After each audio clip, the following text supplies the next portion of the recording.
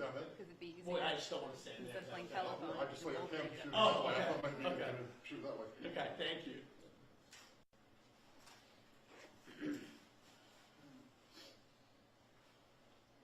I can hear you. Can you hear me? Mic's not on.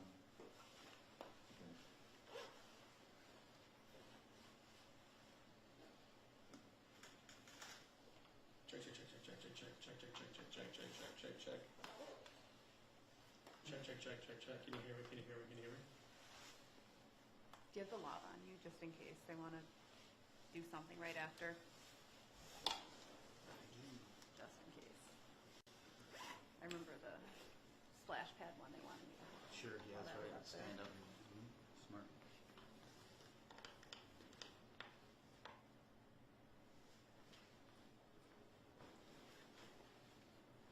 I got you.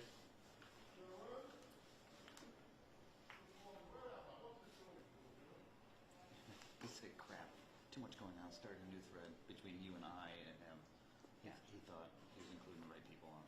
We're still waiting for this press conference to start. We were initially told 8:45, got moved to 9, then again to 9:15. We can assume we're just waiting on personnel and for Troy Police and the other jurisdictions to kind of organize their thoughts. You know, usually when we have a press conference like this, they're going to take questions from all the media outlets here too.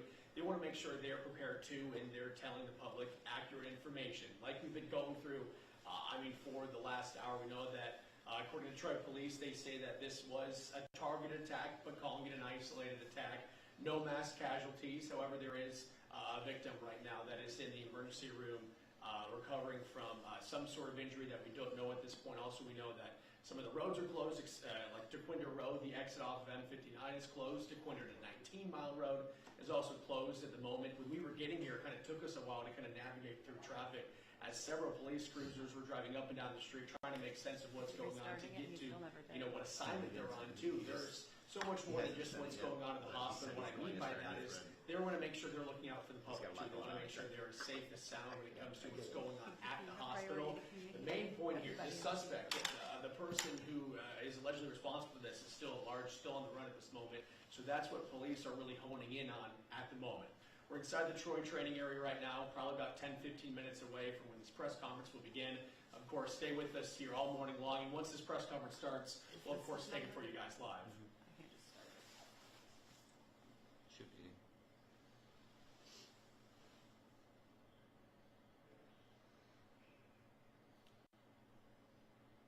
Nothing that I've been told at this moment. I think usually a lot of times when they have these shootings, they want to keep it tight-lipped, right? They don't want the public to know that information because then they will have their own rumors. They'll start having their own thoughts. I mean, I think they're looking obviously in that area, probably around the hospital, but I haven't been told exactly, where their search is at this moment.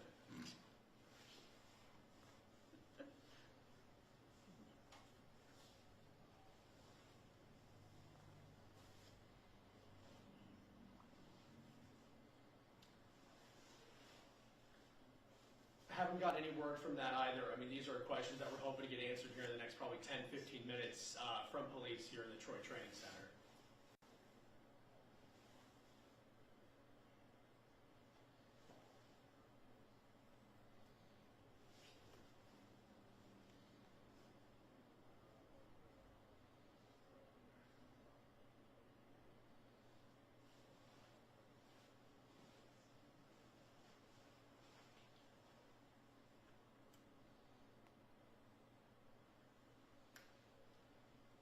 They were saying that the press conference has been moved to 9:30. 9:30 now? 9:30? On air.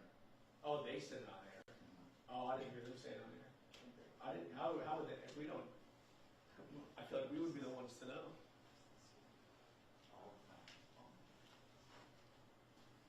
That might have been my most nerve-wracking live shot. Amongst your peers. The most critical audience. Well, I know. Yeah, I'm going to see. Scan a couple of emails and just check real quick.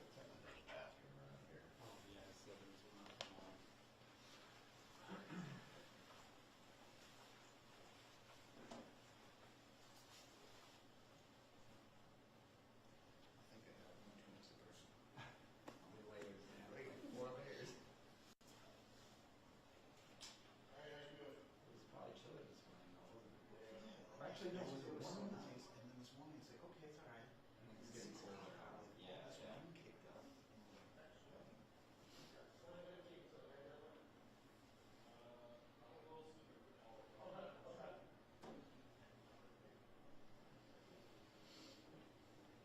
Okay, they said a little sooner than 9:15. Jim, can you speak into our mic? 1, 2, 3, 4. Testing mic levels 1, 2, 3, 4. You have to shut yours off. Okay.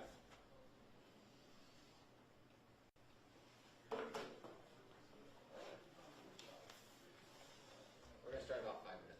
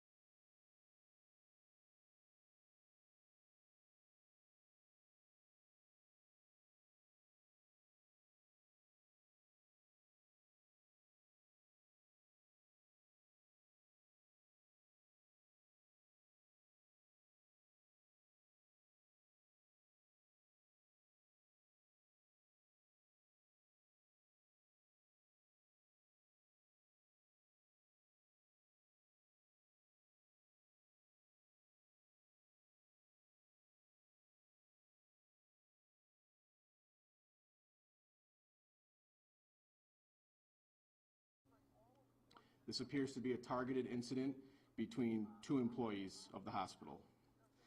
The hospital was placed into a lockdown, as well as local schools and daycares were notified to put into a soft lockdown. Currently, multiple agencies, many agencies, are searching and clearing the hospital and the surrounding areas, although it is not believed that the suspect is still inside the hospital. The search is included with canines, drones, and helicopters throughout the area. The victim is a 25-year-old male from Troy who is alive and in stable condition. The suspect is not yet in custody, but not believed to be at the hospital. We will not be releasing any victim or suspect information at this time due to the ongoing investigation. And hopefully later this morning we'll be able to provide further update with some additional information. I'll take a couple of questions if anyone has one. Yes? Do you have a better idea who you're looking for? Can you just talk about the response of this and what, how you have to clear a hospital, a lot of rooms, the big building, a lot of people inside? Correct. Yeah.